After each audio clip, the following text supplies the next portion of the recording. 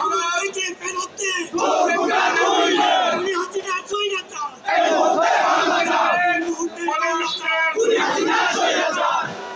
আপনারা জানেন বাংলাদেশের প্রত্যেকটা রাজনৈতিক সমাজ সাধারণ সমাজ বলে আসছে এই সরকারের আন্ডারে কোনো কিছু চলতে পারে না,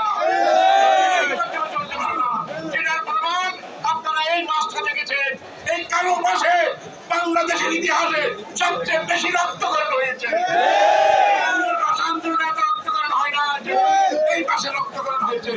এই রক্তের হাত আমাদের শাসন করতে আমরা দিতে পারি না। আপনাদের কাছে আহ্বান জানাই, সবাই নেমে আসুন, এই সরকারের বিরুদ্ধে থাকুন। এর বিদায় ছাড়া কোনো